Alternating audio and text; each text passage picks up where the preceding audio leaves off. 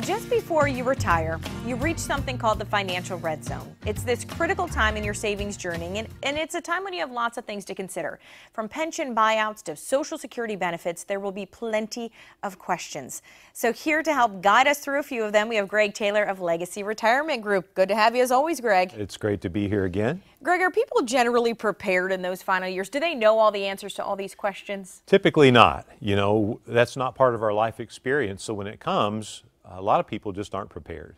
So let's get them prepared a little bit with some questions from some viewers. Dana in Bexley says, my mother is 92. Just entered a nursing home with dementia, and the cost is nearly $7,500 per month. We've been trying to find a way to get help with the bills. We're being told that we can't expect any help until mom has spent her assets down to $1,500.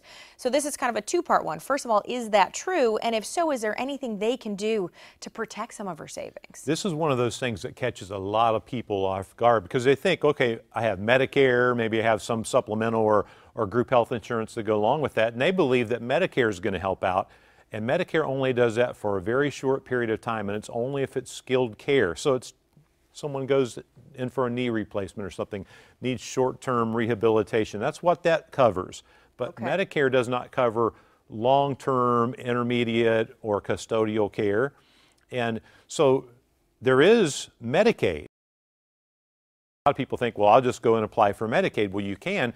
The problem is Medicaid only helps you if you can't help yourself. So that's where the spend down comes. People spend, if you have $150,000, you will spend that down to $1,500, and then you can apply for Medicaid and possibly get some help. And that's scary, though, for people. Is there a way they can protect any of that, or do they have to spend it down? Yes, we work with a team of elder law attorneys, and even in a crisis situation, you can protect some. Now, you can't necessarily protect it all, but, you know, they use a strategy sometimes called half-a-loaf planning, where they believe that they can protect half of what you have. Well, and their idea is half a loaf's better than no loaf at all. Sure. Right?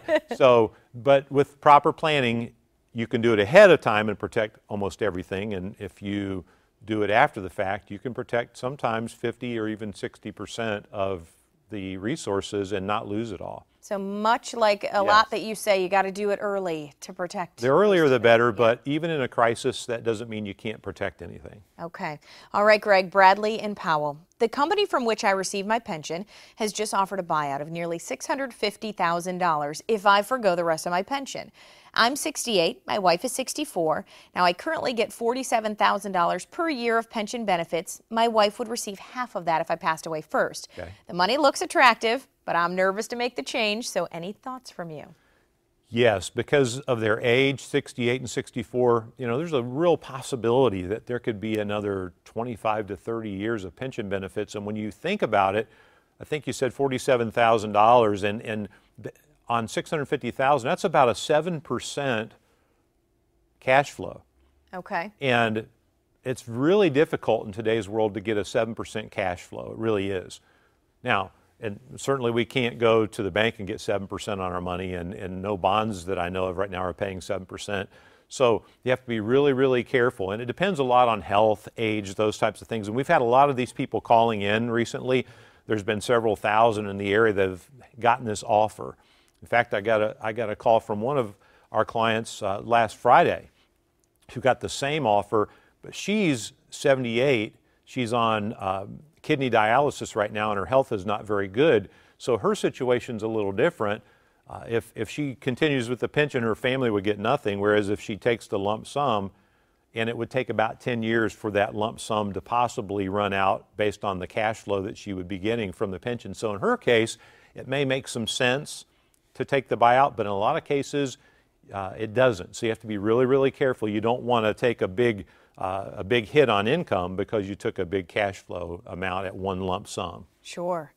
Greg, we're going to end with Lori in Gahanna, who will be retiring at the end of this year. She is 61. She turns 62 next March. She wonders if she should take her Social Security benefits as soon as they are available to her, or should she wait? Now, in addition to my pension, I'll need $35,000 per year. Social Security is about $1,700 per month. So what should she do? Well, this is a big, big question. Social Security. Should I take it at 62? And a lot of people think, well, as soon as I can get it, I'm going to sign up. I'm going to take it. The amount of a discount is about 25% if you take it at 62 versus 66. Now, some families just can't afford not to take it. It's just, I mean, if they don't take it, they're not going to function. If you can afford to wait, you're getting about an 8% increase per year that you wait. And even if you can wait to age 70, that can even be better. So what we typically do is we do a Social Security analysis and let people see, and sometimes we'll take some of the cash savings and spend those during the first 4 years to make up for that income need. If the resources are available, we typically like for folks to wait. But again, health is involved. You know, if people are in poor health, sometimes we'll recommend to go ahead and take it early. If you have longevity in your family, sometimes you want to wait. So it's not a one-size-fits-all, but we do Social Security analysis all the time in our practice. Perfect. Thanks, Greg. And Greg is sticking around with more winning advice with our retirement plans. So up next, making sure all your bases are covered.